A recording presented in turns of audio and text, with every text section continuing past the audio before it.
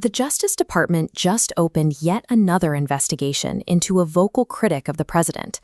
That headline is repeating so frequently it feels routine. The federal government is repeatedly turning its most powerful law enforcement agency against political opponents and the press. On paper, the legal guardrails protecting against this appear to be working. Judges are stepping in to throw out flawed, highly politicized cases, like the recently dismissed indictments against former officials, including FBI Director James Comey and New York Attorney General Letitia James. Grand juries are also looking at the evidence presented by federal prosecutors and quietly declining to return indictments. But former Justice Department officials from across the political spectrum are sounding the alarm.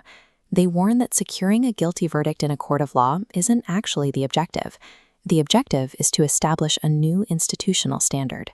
Guardrails like judges and grand juries provide a thin defense when the harm occurs the moment an investigation is announced. By the time a case is dismissed, months of public scrutiny and personal stress have already achieved the intended result. The launch of the investigation is the finish line. To see how this collateral damage is applied, look at the legislative branch.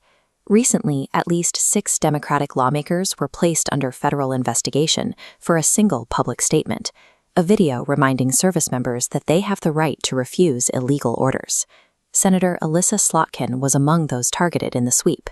Senator Mark Kelly was also investigated, demonstrating a direct deployment of federal law enforcement resources against sitting members of Congress. A grand jury ultimately declined to indict any of them, but the operation successfully delivered its message. Following the probe, Slotkin reported receiving bomb threats at her home and detailed instances of police swatting directed at her family. That level of terror proves the system is highly effective as a tool of political retribution. The government doesn't need a conviction, or even a formal charge, to upend a lawmaker's life and threaten their safety. The target list extends beyond Congress. The DOJ has launched inquiries into high-profile institutional critics, starting with Federal Reserve Chair Jerome Powell. Former prosecutors have characterized these actions as fishing expeditions. Minnesota Governor Tim Walz is currently facing similar scrutiny. Both men share a common denominator. They were publicly attacked by the president before prosecutors began looking into them. The campaign has also mobilized agencies outside the DOJ to target the press. The Federal Communications Commission recently initiated a quiet investigation into ABC's daytime talk show, The View. This aligns with a broader effort putting pressure on legacy media outlets from the Wall Street Journal to the BBC. The escalation reached a peak when the FBI searched a journalist's private home. Subpoenas, massive legal bills, and personal threats bypass the legal system entirely. These are intentional weapons of attrition that achieve their goal long before a case ever reaches a courtroom. This flowchart tracks the ultimate consequence of these investigations. An inquiry generates immediate financial and physical risks, which funnel directly into self-censorship. ABC warned specifically that the FCC probe risks creating a chilling effect on First Amendment-protected free speech, particularly heading into 2026. The mechanics are entirely invisible. Because the risk of drawing federal scrutiny is so high, lawmakers temper their public statements. Networks quietly book fewer provocative guests. Reporters protect fewer sources. The speech doesn't have to be formally banned.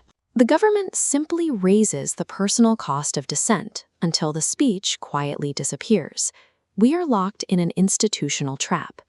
The justification is that the previous administration weaponized government first, citing lawsuits alleging the Biden White House suppressed speech. This creates a one-way ratchet. Each side uses historical abuses to escalate. Whatever tools one builds, the next inherits.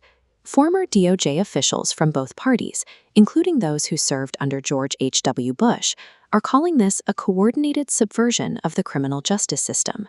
Once prosecutorial power is normalized as a weapon, it will never stay in one party's hands.